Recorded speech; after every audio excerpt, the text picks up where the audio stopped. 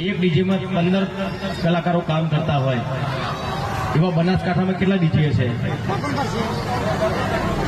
તો એક ડીજેમાં 15 કલાકારો કામ કરતા હોય તો કેટલા કલાકારો બીજા ત્યાં બે ઘર એમને કમાણી બધી બંધ થઈ ગઈ એમની. તો ચલો કઈ વાંધો નહીં, તમે ડીજે બંધ કરાવી દો. પણ જેના લોકોના ડીજે બંધ થયા છે એ લોકો ઘેર બેસી રહ્યા છે, એમને રોજગાર આપો. તમે ચલો આપો, નોકરી આપો, નોકરી આપો, કઈ ધંધો તમે આપો ને. એમને તો એમના સિવાય કલાકારો બિચારા એક ગાવા કે વગાડવા સિવાય બીજું કોઈ કરી શકવાના નથી. તો જે આગેવાનોએ જે બંધારણ કર્યું છે એમને ખાલી એટલી જ વિનંતી કે જે કલાકાર ઘેર બેસી રહ્યા છે એમને કઈ રોજગાર મળે એવું તમે કરજો, બરાબર ને? આપણા બાજુ ડીજે બંધ નહીં થવાનું. અને કોઈ બંધ કરાવવા આવો તો મને પહેલા કહેજો.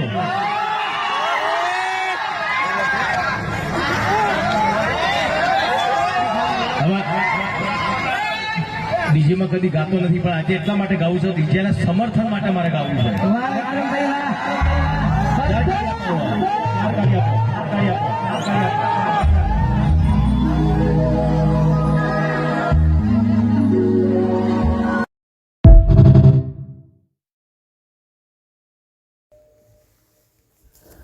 પાટણ જિલ્લાના રાધનપુરમાં ઠાકોર સમાજની અંદર આંતરિક વિવાદ ફરી એકવાર સામે આવ્યો. ગુજરાતના લોકપ્રિય કલાકાર ફિલ્મ અભિનેતા વિક્રમ ઠાકોરના નિવેદન બાદ રાધનપુર તાલુકા પંચાયતના પૂર્વ પ્રમુખ દિનેશ ઠાકોરની કડક પ્રતિક્રિયા સામે આવી. દિનેશ ઠાકોરે આક્ષેપ કર્યો કે વિક્રમ ઠાકોર સમાજના બંધારણને તોડી રહ્યા છે અને મર્યાદા ભૂલી નિવેદનો આપી રહ્યા છે. તેમણે જણાવ્યું કે ડીજે સંચાલકોના સમર્થનમાં આપેલા નિવેદનથી સમાજમાં અસંતોષ ફેલાયેલ છે. દિનેશ ઠાકોરે વધુમાં કહ્યું કે જ્યારે સરકાર દ્વારા સન્માનિત કલાકારોની યાદીમાં તમારું નામ ન આવ્યું ત્યારે તમને સમાજ યાદ આવ્યો અને લોકો ભેગા કર્યા. તેમણે વિક્રમ ઠાકોરની ફિલ્મો અંગે પણ ગંભીર આક્ષેપ કરતા કહ્યું કે સમાજના યુવાનોને ખોટી દિશામાં દોરતી ફિલ્મો બનાવવામાં આવી છે અને દારૂ જેવી આદતોને પ્રોત્સાહન આપવામાં આવ્યું છે.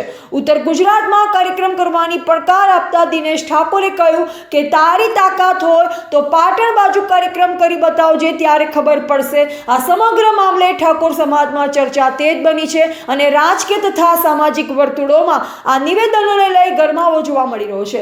વધુમાં કહ્યું વિક્રમ ઠાકોર સમાજના બંધારણના લીરે લીરા ઉડાવી રહ્યા છે. મર્યાદામાં રહેવું જોઈએ. સમાજને બદનામ કરે તેવા કૃત્યો સહન કરવામાં નહીં આવે. વધુ અપડેટ્સ માટે જોડાયેલા રહો એજીપી ન્યૂઝ ઇન્ડિયા સાથે. નમસ્તે મિત્રો, જય સદારામ બાપા. હું છું દિનેશજી ઠાકોર, રાધનપુર તાલુકા પંચાયત પૂર્વ પ્રમુખ.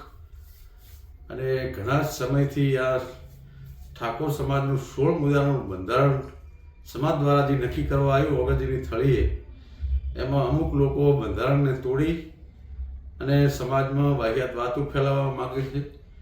એમાં વિક્રમ ઠાકોરને હું ખાસ કહેવા માગું છું કે ઠેંગણા દોઢ ફૂટ્યા, તારા પ્રોગ્રામ ક્યાંય થતા નહોતા. ઠાકોર સમાજે અને ઠાકોર સેનાએ સમર્થન આલીને તેના પ્રોગ્રામને કે મહેસાણાથી આ બાજુ તું પ્રોગ્રામ લેવા તૈયાર નહોતો પહેલાં, બરાબર? એટલે તારી મર્યાદામાં રહે. બધાને હુલિયે ચડાવી અને આખી આવડી મોટી સમાજ ભેગી થઈને 16 મુદ્દાનું બંધારણ કર્યું, લડા ઉડાડવા ફરી રહ્યો છે. હવે આ બાજુ પ્રોગ્રામ કરવા આવતી ઉત્તર ગુજરાતમાં પાટણ સુધીમાં ચાहे ખબર પડે તને આટલો મોઢે ચડાવ્યો, આટલો સહકાર આપ્યો, એટલે તું સમાજ ઉપર જ તારા ઉપર હમણાં પેલો સરકારની વાત આવી તો તે હમણાં સમાજ ભેગો કર્યો હતો. તારે આમ સમાજની જરૂર છે. તે કેવા પિક્ચર બનાવ્યા છે આ દાડા સુધી, છોકરાઓને દારૂના રવાડે કેળ્યા, પ્રેમના ગમમાં ખાઈને આવા તો તે પિક્ચર બનાવ્યા છે, આવા તે સોંગ બનાવ્યા છે, અને પાછો નીકળી ગયો સમાજની વાતો કરવા. મર્યાદામાં રહેજી, બરાબર? આ નહોતું બોલવું, પણ આ સમાજના તારે સમાજની ઇજ્જતની વાત આવીને આ કહેવું પડે રહ્યું છે. એટલે તું તારી મર્યાદામાં રહેજે ને હવે પ્રોગ્રામ કરી બતાવજે, આ બાજુ તને ખબર પડે.